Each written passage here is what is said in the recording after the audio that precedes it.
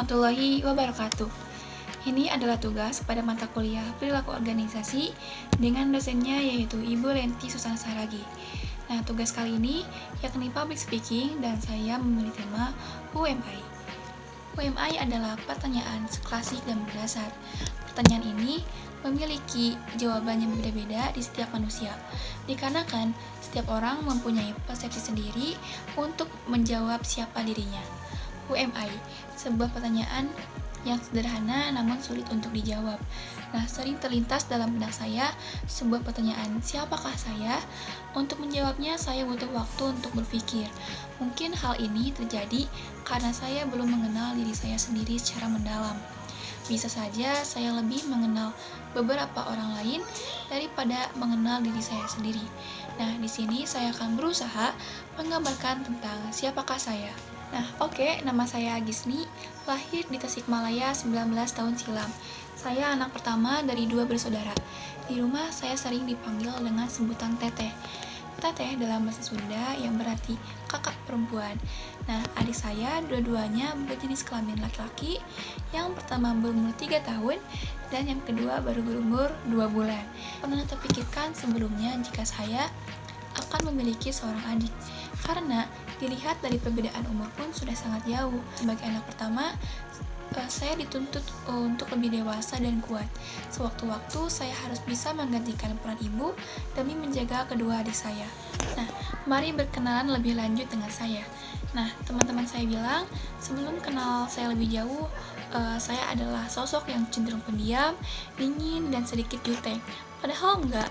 Nah, tapi setelah teman-teman saya kenal saya lebih jauh, teman-teman saya menjadi tahu, khususnya orang-orang terdekat saya, bahwa saya ini seorang pendengar yang baik, fast respon, orang yang kreatif, solid, dan memiliki rasa ingin tahu yang tinggi. Selanjutnya, saya di sini akan sedikit memfokuskan membahas tentang kepribadian atau personality.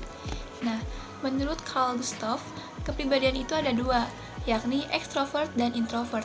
Nah, saya ini seseorang yang termasuk ke dalam kepribadian introvert.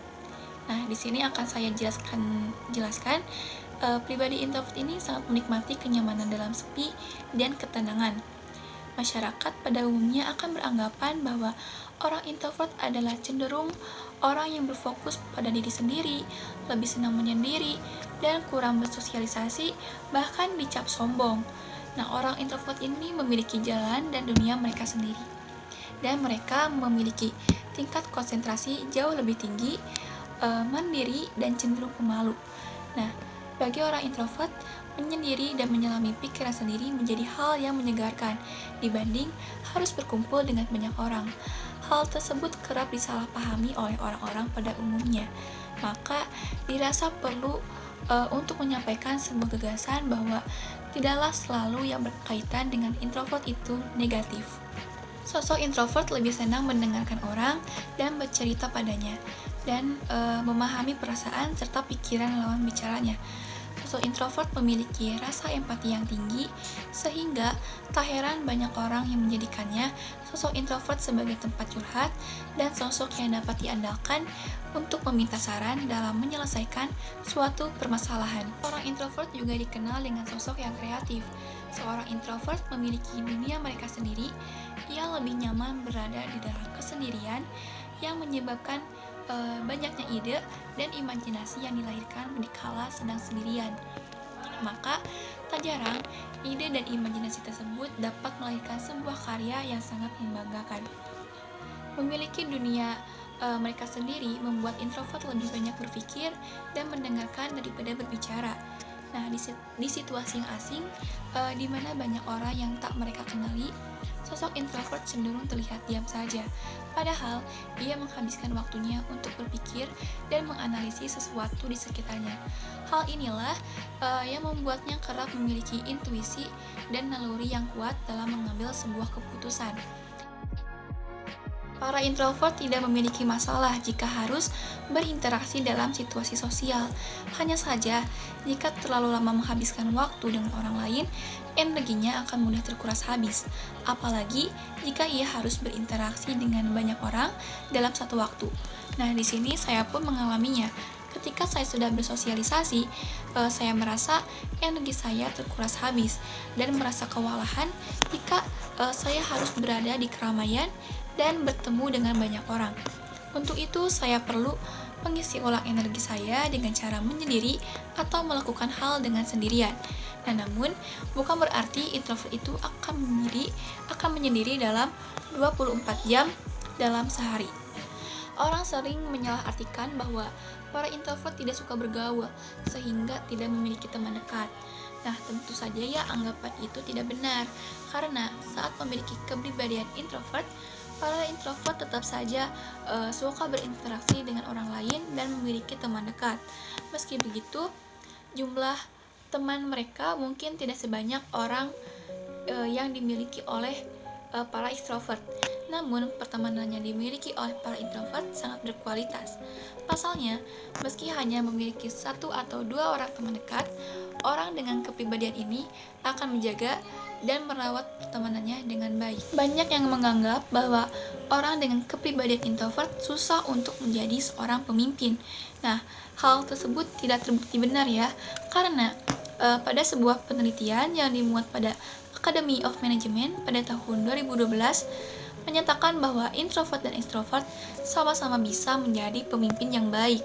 Nah, jika para extrovert bisa menjadi pemimpin yang baik dengan cara menggali potensi dari anggota tim yang lebih pasif, sementara itu para extrovert bisa menjadi pemimpin yang baik dengan mendengarkan masukan dari setiap anggota timnya untuk mendapat hasil yang terbaik. Nah, kemampuan sosial dan kepribadian introvert ini sebenarnya memang tidak saling berkaitan, apalagi dalam hal kepemimpinan, karena seorang introvert bisa memberikan kontribusi terhadap kesuksesan dengan ketelitian dan keteraturan yang dimilikinya. Biasanya para introvert memang cenderung lebih teliti dan teratur dalam melakukan penelitian, membaca, merencanakan sesuatu, dan pekerjaan lain yang memang membutuhkan konsentrasi dan ketenangan. Ada mitos yang beredar tentang kepribadian introvert yang menyebutkan kepribadian introvert ini adalah orang yang sombong dan antisosial. Nah, pernyataan tersebut tidak benar. Perlu diketahui bahwa introvert tidak merasa harus berbicara jika memang tidak perlu. Terkadang, orang dengan kepribadian ini lebih suka memperhatikan orang-orang di sekitarnya atau tenggelam dalam pikirannya sendiri. Hanya saja, orang lain yang tidak paham dengan kepribadian introvert ini mengartikan sikap tersebut sebagai sikap yang sombong. Padahal, menurut orang introvert, aksi observasi dan memperhatikan orang-orang adalah hal yang menyenangkan. Bagaimana sih cara untuk menghadapi kepribadian introvert ini? Yang pertama, pahami apa yang dimaksud dengan introversion. Nah, hal pertama yang bisa kita lakukan adalah memahami lebih dalam mengenai kepribadian ini. Dengan itu, kita bisa mengetahui kemungkinan yang dapat terjadi, termasuk tantangan yang mungkin akan muncul di kemudian hari ketika kita harus berinteraksi dengan orang yang berkepribadian introvert ini. Yang kedua, jangan paksa untuk mengubah kepribadiannya. Nah, karena sering disalahartikan sebagai orang yang pemalu dan penyendiri, orang introvert terkadang dianggap sebagai orang yang memiliki masalah kesehatan mental. Nah, jika dengan orang dengan kepribadian ini memilih untuk menyendiri di kamar atau lebih asik dengan hal yang dilakukannya, biarkan ia melakukan hal tersebut. Nah, mengapa demikian?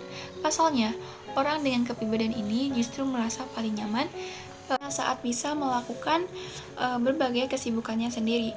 Jangan lupa, orang introvert butuh waktu sendiri untuk mencerna berbagai kejadian yang telah dialaminya.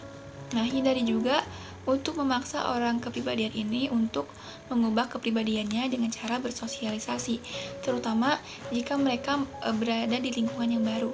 Nah, biarkan saja ia mengamati terlebih dahulu sebelum mereka ikut bergabung dan berinteraksi dengan orang baru. Yang ketiga, bantu orang kepribadian introvert ini merasa nyaman. Nah, jika Anda memiliki teman atau keluarga yang berkepribadian introvert, cobalah untuk membuat mereka merasa nyaman. Nah, sebagai contoh, jika dalam pembagian tugas rumah, berikanlah ia tugas yang membuatnya bisa bekerja secara individu, seperti mencuci piring atau memotong rumput. Nah, selain itu, eh, orang dengan kepribadian ini bukan berarti tidak suka bersosialisasi, tapi mereka memang lebih mudah lelah jika harus berinteraksi dengan banyak orang. Nah, maka itu berikanlah ia waktu beristirahat atau menyendiri di kamar jika Anda tahu bahwa mereka baru saja menghabiskan energinya dalam kegiatan sosial. Nah, beri juga ia ruang dan waktu untuk mengisi ulang energi dalam kesendiriannya.